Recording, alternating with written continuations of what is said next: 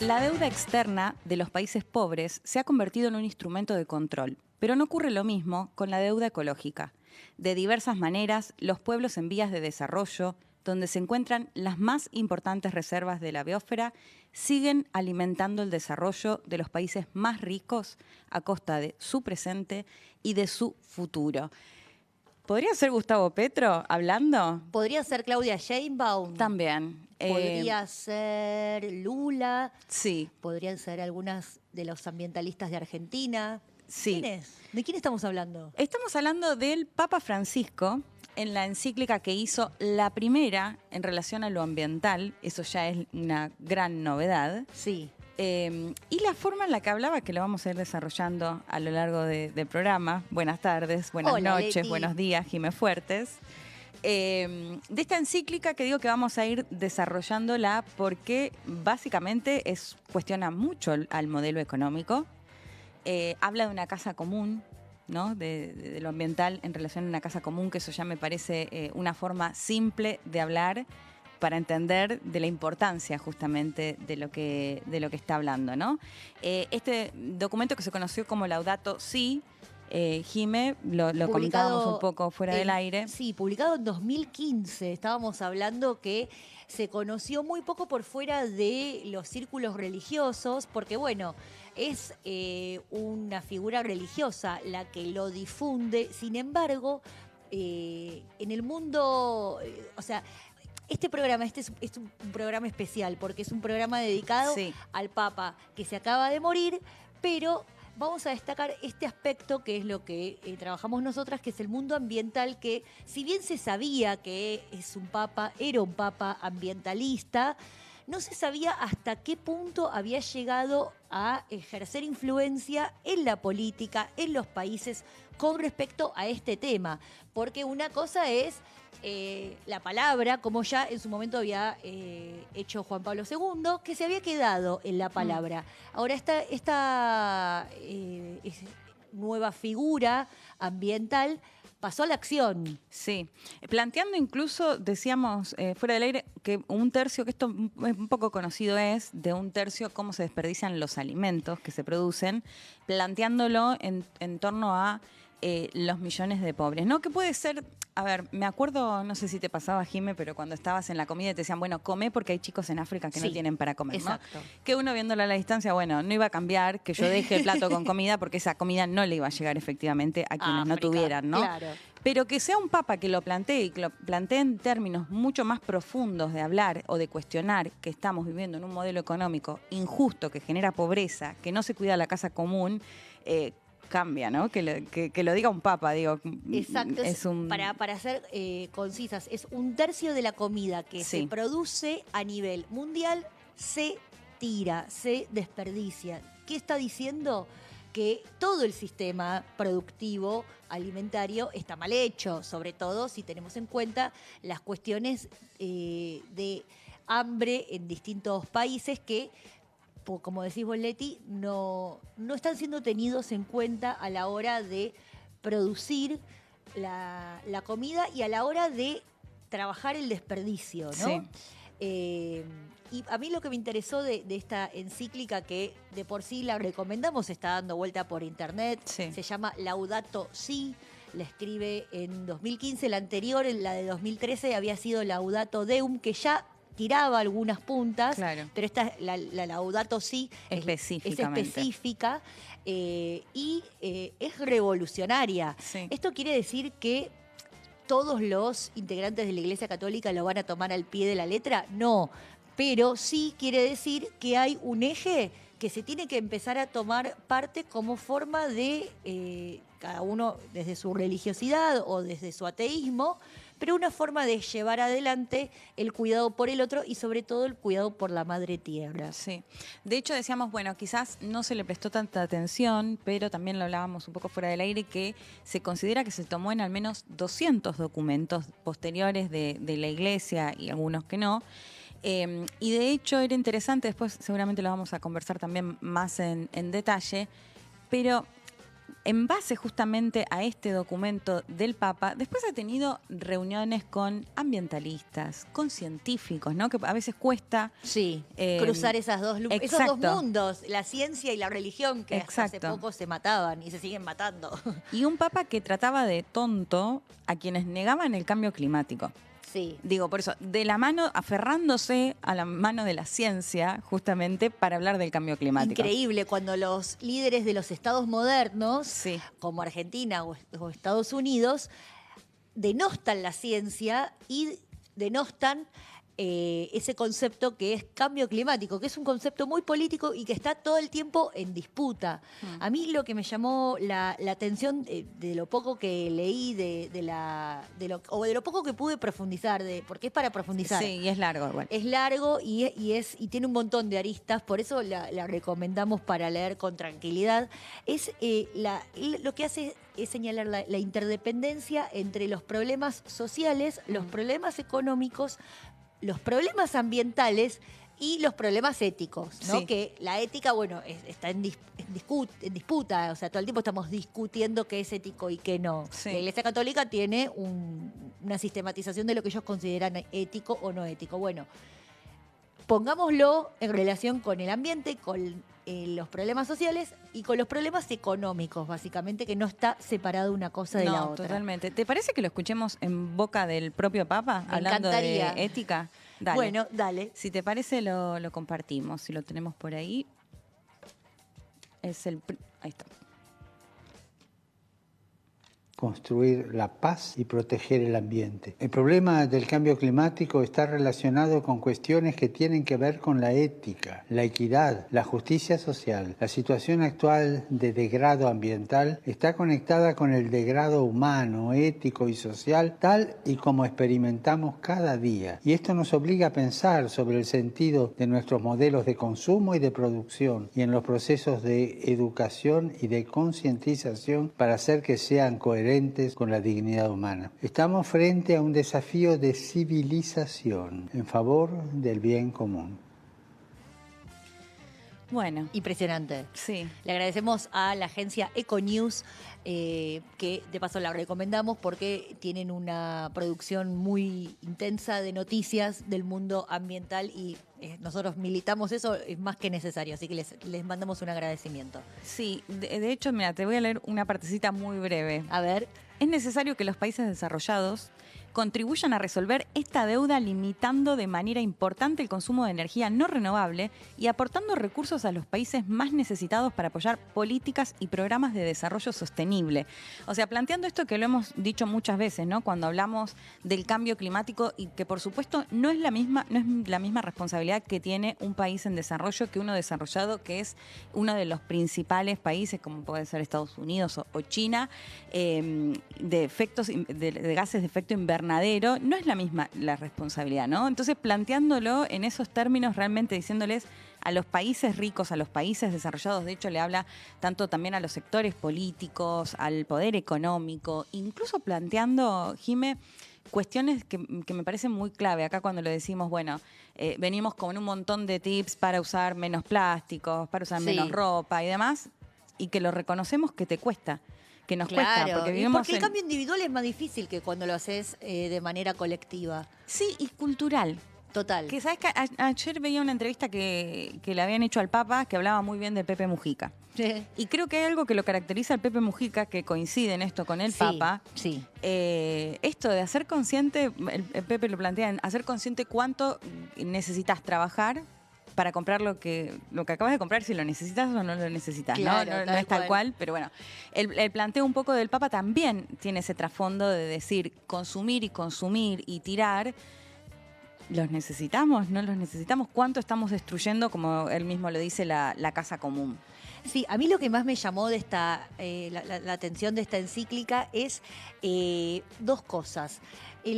Primero, lo que él hace es pedir cambios normativos. O sea, ¿viste cuando militábamos el derecho al aborto que decíamos, bueno, Iglesia y Estado, asuntos separados? Sí. Bueno, acá sería como lo contrario. Es la Iglesia recomendando cambios normativos, diciendo, vos tenés que cambiar tu legislación como Estado, porque así como está, estás rompiendo todo.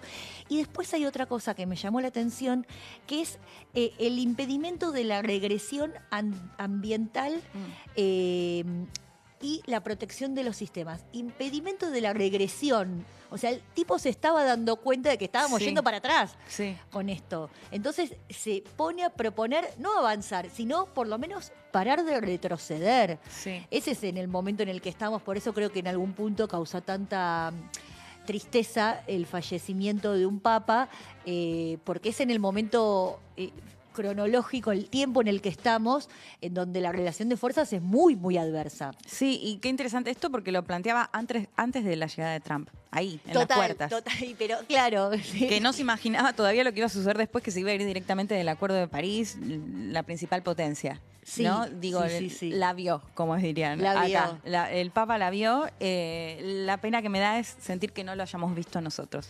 No, en no a general, tiempo, digo, claro, no así como lo estamos viendo ahora. O sea, yo realmente empecé a tomar conciencia de su injerencia en el plano ambiental a partir de su fallecimiento. Dije, mirá todo lo que hizo este hombre. Sí. Y lo de la encíclica lo sabía, pero pensé que eran palabras que quedan sueltas, pero no que era el ejercicio de la política muy, muy concreta, porque de hecho los viajes que él hace también están vinculados a estas circunstancias. O sea, va a países donde están pasando problemas ambientales. Sí, totalmente. Es una decisión política muy, muy fuerte esa. Totalmente. ¿Te parece que sigamos compartiendo algunas de las palabras del Papa en relación a lo ambiental?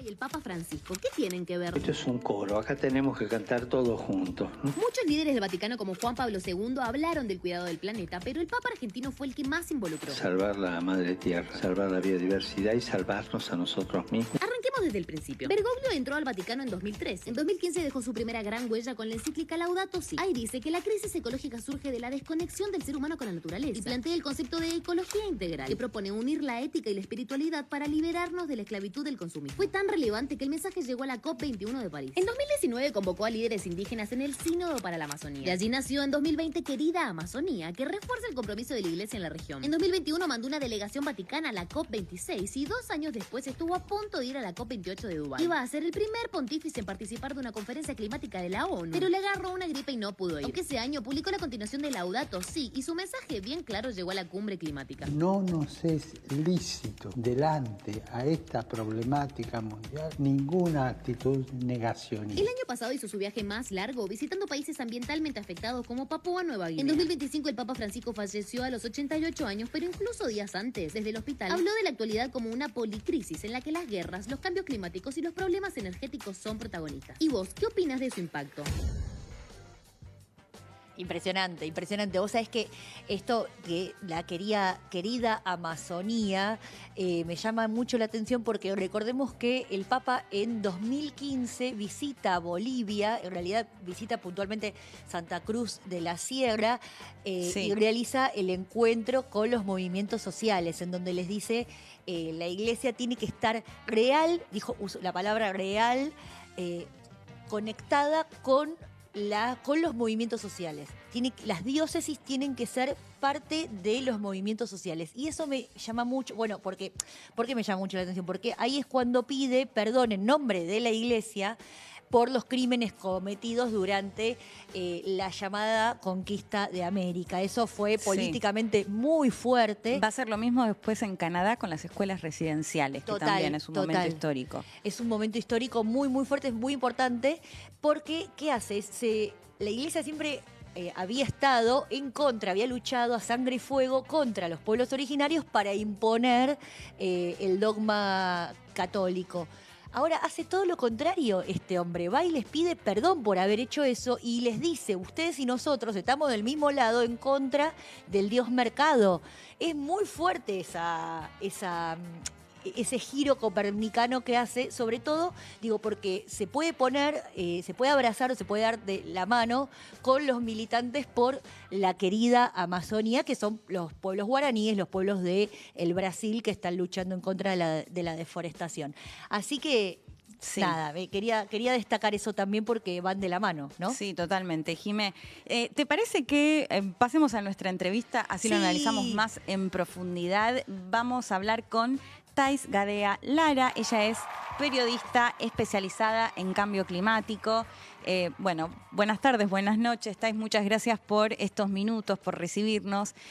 Primero, si te parece, una reflexión, comentábamos justamente, o leíamos incluso algunos fragmentos de esta encíclica, pero contarnos al menos a grandes rasgos eso, una actualización, o qué nos deja después de la muerte del Papa justamente este documento tan relevante en la agenda climática.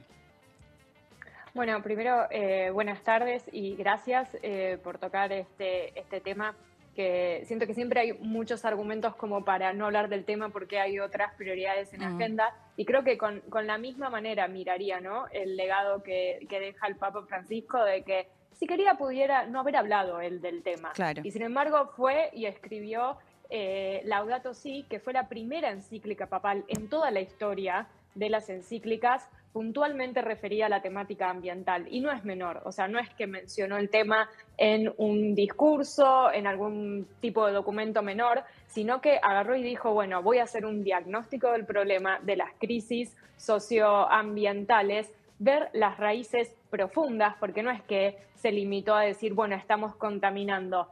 Fue más allá en el análisis respecto de criticar al actual sistema de producción y consumo y a este modelo no extractivista que por sobre todo es desigual y profundiza, ¿no?, aún más las desigualdades, y pensar ahí también, ¿no?, como las acciones posibles. Entonces, yo lo que siempre veo en esto yo cubro el proceso multilateral de negociaciones climáticas desde hace una década, y siempre lo que digo es que cualquier persona que está en un puesto de toma de decisión, del rol de liderazgo, sea social, político, religioso, si puede tomar el tema, si lo puede encima comunicar y criticar basado en ciencia, ¿no?, y basado justamente en lo que son argumentos sólidos, eso permite sobre todo despertar conciencia, llegar, ¿no?, a un montón de audiencia, y en este caso encima Laudato Si, por el momento en el que fue publicado en mayo de 2015, contribuyó al momentum político que se necesitaba para que a fin de ese año finalmente los gobiernos consensuaran en el Acuerdo de París. Entonces creo que no hay que subestimarlo ahí como documento, y el legado que yo creo que deja es en distintas partes del mundo, porque eso hizo también que mucha gente se involucre, pero ojalá que sea también un legado para los tomadores, ¿no?, de decisión, y para el próximo papado que pueda venir, que la agenda ambiental continúe siendo una prioridad y no simplemente un tema checklist, ¿no?, que hay que hacer y bueno, seguimos hablando de otra cosa. Y ¿crees que, recién comentábamos con Leti, que este texto fue reproducido o utilizado como insumo por parte de distintas organizaciones ambientalistas, además de por parte de la Iglesia? ¿Vos pudiste evaluar ese influjo? ¿Cuánto influyó o cuánto lo aprovecharon? Creo que siempre, sobre todo esto, ¿no?, es lo que se ve. Por un lado, desde que ya venían trabajando, ¿no?, en el tema, fue como decir, bueno, tenemos también, ¿vieron?, el apoyo en la temática, o le interesa también al Papa Francisco. De hecho, siempre cuento la anécdota de que mi mamá me llama y me dice, ¿viste que el Papa escribió algo sobre eso de lo que vos hablás? Ay, me encanta esa anécdota, sí. Es la mejor representación. Que dije, bueno, mi mamá ni debe estar leyendo la revista que yo editaba en esa época sobre el tema, pero si a mi mamá le llega por Laudato Si, que encima lo recomiendo porque es un texto súper claro, en un lenguaje hiper sencillo, eso también es importante. Entonces yo creo que apoyó y acompañó, ¿no?, a quienes ya venían trabajando en la temática, pero sobre todo creo que lo que hizo fue que acercó y sensibilizó también, ¿no?, a otras audiencias que quizás no venían tanto en tema. Sí es cierto que por supuesto uno lo puede ver como una referencia en un montón después de literatura ambiental y climática, sobre todo desde el sur, que creo que tampoco, digamos, eso hay que subestimarlo, porque mucho de lo que tiene la encíclica, ¿no? De Laudato Si es evidentemente una perspectiva de alguien que viene desde el sur, digo, y que entiende esa desigualdad que hay, porque no creo que alguien desde el norte identifique, bueno, hay una deuda ecológica, ¿no? Claro. Entre lo que fueron los países del norte global que se han ido desarrollando mientras generaban emisiones, ¿no? Y perjudicaban a todo el mundo. Bueno, hoy ellos tienen unas responsabilidades diferenciales respecto encima de un sur endeudado que se ve más impactado y que está mucho más expuesto a los impactos del cambio climático. Entonces creo que eso también se ha notado mucho como una referencia, ¿no? Desde lo que es una perspectiva desde el sur. Y algo que me parece también interesante es que no se quedó solo en Laudato Si. En 2023 volvió a hacer una publicación, no en carácter de encíclica, sino una exhortación que es como un documento mucho más chico, pero reforzando muchos, ¿no? De los temas, como una continuidad de Laudato Si. Y cuando él vuelve a decir, bueno, la ciencia demuestra el cambio climático es producto de las actividades humanas, hay que actuar. Me gusta algo que dice en una oración que se pudiera aplicar perfectamente al contexto actual, que dice: me veo obligado a hacer estas precisiones que pueden parecer obvias debido a ciertas opiniones despectivas y poco racionales que encuentro incluso dentro de la Iglesia Católica. Ay, es increíble. Fuertísimo. Sí, eso. de hecho, comentábamos justo, bueno, primero que en un posteo tuyo vos ponías, se mantiene vigente, ¿no? Cuando hablaban de la negación a la indiferencia, y lo comentábamos que incluso la encíclica salió antes de la llegada de Donald Trump, ¿no? Que me parece que es el primero de los líderes que niega directamente cambio climático, que se va del Acuerdo de París, entre otras cuestiones. Digo, muy vanguardista además en ese momento político, si se quiere, pero un poco plantearte esto, porque se mantiene completamente vigente. De hecho, bueno, en el caso de la Argentina incluso, esto de negarlo, de hecho el Papa ha dicho, los ha tratado de tontos, no me acuerdo cuál fue la expresión que usó a quienes negaban el cambio climático. Pero preguntarte un poco esto, cómo recobra importancia en ese contexto, y preguntarte también, porque vos decías, tiene palabras simples y demás, pero va a fondo con un montón de cuestiones, ya sea de cuestionar el modelo económico, incluso los países más desarrollados. ¿Cómo lo analizás desde ese punto de vista? A ver, sí, y que se mantenga vigente por un lado es como bueno, pero por otro lado también te hace pensar en, ok, no avanzamos lo suficiente, ¿no? Desde hace una década cuando se publicó, o estamos en un contexto mucho más desafiante que probablemente sí, ese no sea el escenario, y creo que por eso también es importante, ¿no?, de reforzarlo, sobre todo en esta estigmatización que hay a quienes estamos ahí trabajando o recordando de, che, hay que actuar ante el cambio climático es real. ¿Y por qué digo esto? O sea, si ustedes tuitean algo de esta conversación, alguien posiblemente va a ir y va a decir, ay, hablando del cambio climático, es zurda, ¿no? Y desde ahí ya empieza una violencia discursiva y una estigmatización de que si estás hablando de este tema, ¿no?, sos de determinada manera, sos un grupo, ¿no?, al cual hay que criticar, y hasta incluso en el peor de los casos, ¿no?, la violencia discursiva, decir de que hay que eliminar o derrotar. Entonces, el hecho, ¿no?, de que haya distintos actores y sobre todo aquellos que están en puestos de liderazgos desde distintos lugares, es importante ahí ese acompañamiento. O sea, porque yo puedo traer un reporte del IPCC, un reporte científico que dice que el cambio climático, ¿no?, es producido por actividades humanas. Pero bueno, a ver qué es lo que pasa con un documento, ¿no?, que viene de un papa y que dice lo que la ciencia dice, pero sin la necesidad quizás, ¿no?, como de, bueno, vayan a leer el IPCC. Entonces, me parece que eso también es lo que hace que en este contexto, bueno, recordar, ¿no?, también que eso también es parte del legado, y eso también fue parte de esa pequeña revolución o ese pequeño hacer lío, ¿no?, que intentó hacer en una de las instituciones más tradicionales. Y me habías dicho, me olvidé la segunda parte de tu pregunta, que iba en torno un poco con lo del contexto, ¿no?, local. Claro. Sí, local e internacional, digo que fue muy vanguardista porque le hablaba directamente a quienes niegan el cambio climático. A Trump. Sí. Antes de que Trump vuelva a asumir. Antes de que Trump sí asuma. Y reuniéndose con científicos y todo, además de ambientalistas. Claro, particularmente. ese aspecto procientífico que por ahí muchos no lo conocen porque él había empezado su carrera de estudiante estudiando, trabajando en un laboratorio de química. Que lo acercó a la ciencia. Y decíamos antes, bueno, la ciencia y la religión siempre se pelearon y ahora este hombre les empieza a unir. Sí, ahí a ver, dos cosas, lo de la ciencia y el reconocimiento y que vuelva todo el tiempo, ¿no? A reconocer en lo que son los argumentos, esto no es que lo digo yo porque sí, sino la ciencia demuestra y los estudios científicos, eso me parece que es fundamental porque cualquier comunicación, ¿no? Del cambio climático y las crisis ambientales tienen que estar basadas en ciencia, entonces ahí no es menor, ¿no? El reconocimiento permanente que él está haciendo. Y sobre el tema de ser vanguardista en 2015, insisto con esto, ayudó a ese momentum que se necesitaba. Un año después, en 2016, el Acuerdo de París no hubiera sido posible. Y lograr llegar después de muchos años de negociaciones y de fracasos a un acuerdo que sí, obviamente fue imperfecto, fue el mejor acuerdo posible, pero sobre el cual empezar a actuar, se necesitó de esto, ¿no? De los meses previos, ir construyendo desde distintos actores y distintos espacios ese momentum para que después sean los gobiernos los que finalmente ¿no? voten y den el visto bueno como una política multilateral de decisión. Entonces creo que fue para acompañar el momentum político, pero en verdad también ahí no le vamos a dar crédito ni a Trump ni a Milley del negacionismo climático. El negacionismo climático viene de muchos años antes.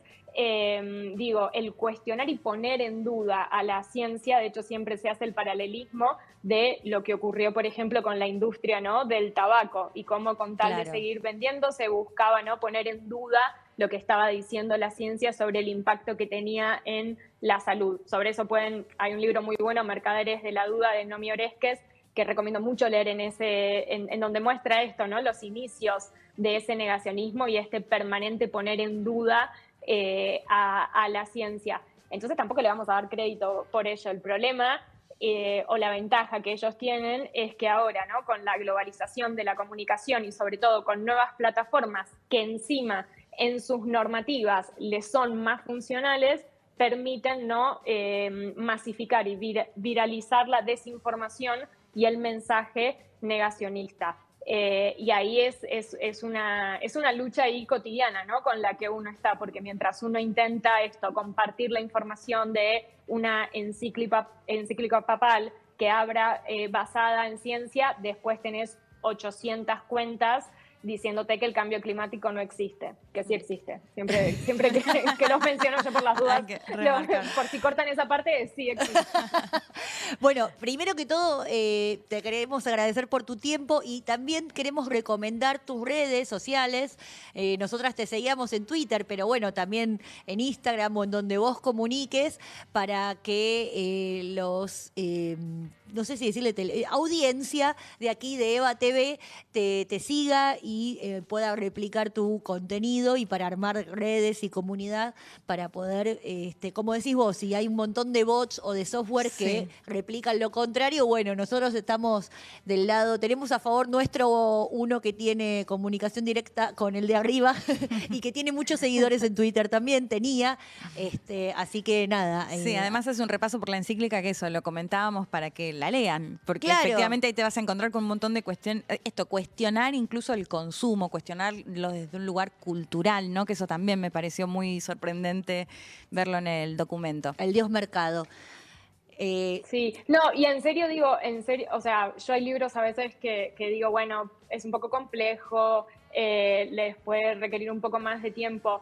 Es una lectura muy ágil, es de una lectura y un lenguaje como muy, muy simple. De hecho, fue una de las publicaciones que leímos en una de las ediciones del Club Climático de Lectura y sorprendió mucho a los participantes porque no se esperaban, ¿no? que una encíclica papal sea así, así que realmente lo recomiendo y gracias, obvio, por lo de compartir ahí ya está apareciendo redes sociales. tus redes. Sí, ahí está. Sí, ahí es donde uno siempre, como yo digo, uno molesta hablando de cambio climático y hoy de hecho es el Día de la Tierra, que creo que es también una fecha más, ¿no? de todas las que hay en el calendario como importante para concientizar en involucrarse de alguna u otra manera en lo que es acción climática. Y la última, rapidito, porque ya nos tenemos que ir. ¿Qué es el Club de Lectura? Yo coordino un club climático en donde nos juntamos, es online, para que puedan participar de distintos lugares de Argentina y del mundo, y a partir de literatura sobre cambio climático conversamos, reflexionamos y debatimos. ¿Dónde Ahora es eso? estamos Tiranos ya un... en el... una Es dirección. mismo, yo lo difundo mismo en mis redes sociales. Bien. Ahora nos queda un mes de la edición en la que estamos y ya en mayo voy a anunciar la próxima que va a iniciar en julio. Así que es una buena forma de acercarse a los libros, a literatura sobre cambio climático y también debatir. Y hay mucho interés. Algo que les va a llamar la atención el dato es que la edición que estoy coordinando ahora, solo participantes mujeres se anotaron, lo cual habla un poco... ¿Por qué no me Sí, llama ¿no? la atención? Creo que voy a tener que hacer un trae a tu amigo gratis en el próximo club, ¿no? Como así, a ver si de esa manera. Ahora, ¿sabes qué es lo curioso? O sea, no es curioso que las mujeres tengan interés en la temática, pero después el tema es que quiénes son los que toman decisiones en los espacios de toma de decisión, Sí. mayoría hombres, ¿no? Exacto. Y a Entonces su vez ahí- también en la parte política los que lo niegan también son hombres, que a tal su vez cual. también son apoyados mayoritariamente por hombres, porque las mujeres en la Exacto. ultraderecha están en minoría. Exacto. Sí. Qué buen análisis rapidísimo de género que hicimos para profundizar de igual modo. Para Bueno, así seguir que después Todo profundizando. está conectado con todo, Sí. ¿no? Exacto. Por ahí podemos llamarla, de hecho, para que nos recomienden algunas lecturas. Sí, de una. Ya entonces quedamos pendiente de los posteos de Thais. Ahí están tus redes. Thais, muchísimas gracias por tu tiempo. Sí, un placer. Muchas gracias a ustedes, chicas. Adiós. Gracias. Bueno, ahí lo repetimos, Thais Gadea Lara, que se especializa justamente en cambio climático, así que la siguen en las redes. Y además esto, ¿no? También las recomendaciones de lectura están muy buenas. Impresionante. Em, ¿Se nos voló? Sí. ¿Cómo puede ser? Ya está, nos quedamos sin tiempo. Y bueno, Yo me quería despedir con el Papa. ¿querés despedirte con el ¿Podemos Papa? Dale, un pasarlo, poquitito. escucharlo por Dale, última para vez? despedirnos, nosotros nos despedimos. Cuando habla de una oración y básicamente orar por la casa común o la Dale, tierra. Me gusta. ¿Te parece? Hasta la próxima, amigues. L'uomo della povertà, l'uomo della pace, l'uomo che ama e custodisce il creato. In questo momento in che noi abbiamo col creato una relazione non tanto buona, no?